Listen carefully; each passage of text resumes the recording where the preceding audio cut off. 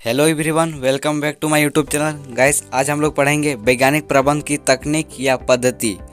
Video start करने से पहले अगर आपने इजी कॉमर्स ज्ञान यूट्यूब चैनल को सब्सक्राइब नहीं किए हैं तो प्लीज़ सब्सक्राइब कीजिए, साथ ही बेल आइकन को प्रेस कर लीजिए। चलिए पढ़ते हैं। वैज्ञानिक प्रबंध की तकनीक में पहला है क्रियात्मक फोरमैनशिप। इस पद्धति के प्रतिपादक F.W. टेलर है। यह तकनीक विशिष्टीकरण पर आधारित है। टेलर का कहना है कि एक पर्यवेक्षक पूरी तरह से एक कर्मचारी को सुपरवाइज नहीं कर सकता। इस कारण से संगठन के संपूर्ण कार्यों को छोटे छोटे भागों में बांट दिया जाता है और प्रत्येक काम में एक विशेषज्ञ को सौंप दिया जाता है। टेलर ने कारखाना प्रबंधक के कार्यों को दो उप विभागों में बांटने का सुझाव दिया है। पहला नियोजन विभाग और दूसरा उत्पादन विभाग। प्रत्येक विभाग में 4-4 विशेषज्ञों की नियुक्ति की जाती है। चित्र में देख सकते हैं कारखाना प्रबंधक को दो भागों में बांटा है, नियोजन अधिकारी और दूसरा उत्पादन अधिकारी, और प्रत्येक विभाग में 4-4 विशेषज्ञों की नियुक्ति की गई है। पहला नियोजन विभाग के विशेषज्ञ उनको कार्यमार्ग लिपि। इसका नाम से ही पता चल रहा है कि इसका कार्य क्या है। कार्यमार्ग लिपि कार्य करने का मार्ग बताता है, यानी किस किस मार्ग से होकर काम को पूरा करना है यह बताता है। संकेत कार्ड लिपि श्रमिकों को संकेत देता है कि उन्हें क्या करना है। तीसरा समय एवं लागत लिपि कार्य करने में लगने वाला समय एवं लागत का अनुमान लगाता है। चौथा अनुशासन अधिकारी कार्य क्षेत्र में अनुशासन को देखता है। अब दूसरा विभाग उत्पादन विभाग के विशेषज्ञ एवं उनके कार्य। पहला टोली नायक श्रमिकों को आवश्यक सामग्री एवं औजार उपलब्ध कराता है। गति नायक का काम यह देखना है कि श्रमिक अपना काम निर्धारित गति से कर रहे हैं या नहीं। मरम्मत नायक का काम है कि मशीनों और औजारों के खराब होने पर उसे ठीक या मरम्मत करना।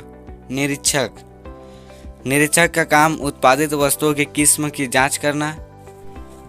दूसरा तकनीक कार्य का परमापीकरण का अर्थ होता है पूरी तरह सोच विचार अध्ययन करने के बाद विभिन्न क्रियाओं के संबंध में परमाप निश्चित करना। जैसे कच्चा माल कैसा होगा, उत्पादन का आकार कैसा होगा, एक श्रमिक के लिए एक दिन का काम कितना होगा, इन सब का एक परमाप तैयार करना ही परमापीकरण है। टेलर के अनुसार तय किए गए परमापों के आधार पर ही कार्य होना चाहिए। दूसरा तकनीक सरलीकरण का अर्थ होता है श्रमिकों का कार्य सरल करना। इसके लिए उत्पादों के अनावश्यक प्रकार, आकार, वजन आदि को समाप्त कर देना चाहिए। तीसरा कार्यविधि अध्ययन। किसी भी कार्य को करने के बहुत सारे विधियां हो सकती है। कार्यविधि अध्ययन के अंतर्गत कार्य को करने के लिए एक सबसे उपयुक्त विधि या तरीके की पहचान की जाती है। फिर उसी विधि से संपूर्ण कार्य को किया जाता है।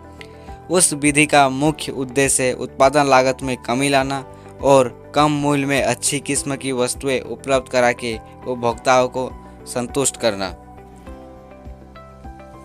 अगला गति अध्ययन।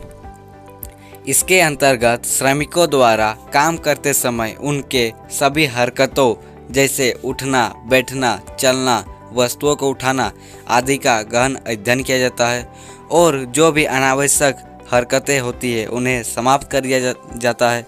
इसके लिए वीडियो कैमरे का प्रयोग किया जाता है। अगला समय अध्ययन। यह किसी कार्य को पूरा करने में लगे परमापित समय का निर्धारण करता है। इसके लिए विराम घड़ी, स्टॉपवॉच का प्रयोग किया जाता है। एक ही काम को कई श्रमिकों द्वारा कई बार कराया जाता है और औसत समय के आधार पर परमापित समय का निर्धारण किया जाता है। इसके द्वारा श्रम लागत का अनुमान आसानी से लगाया जा सकता है एवं श्रमिकों की संख्या तय करने में भी आसानी होती है। अगला थकान अध्ययन। इसके अंतर्गत एक विशेष कार्य को पूरा करने के बीच में आराम की अवधि एवं बारंबारता निश्चित किया जाता है। इसका मुख्य उद्देश्य श्रमिकों की कार्यकुशलता के स्तर को बनाए रखना, अर्थात मनुष्य के द्वारा कोई भी कार्य लगातार नहीं किया जा सकता है। लगातार काम करने से मनुष्य थक जाते हैं और उनकी उत्पादकता में कमी आती है। इस कारण से कार्य करते समय श्रमिकों के लिए बीच बीच में आराम की व्यवस्था होनी चाहिए। आराम करने के बाद वे फिर से अपनी पूरी क्षमता से काम को कर पाते हैं। अगला, विभेदात्मक मजदूरी पद्धति। विभेदात्मक मजदूरी पद्धति एक ऐसा पद्धति है जिसके माध्यम से कर्मचारी को समय के आधार पर वेतन ना देकर कार्य के आधार पर वेतन दिया जाता है।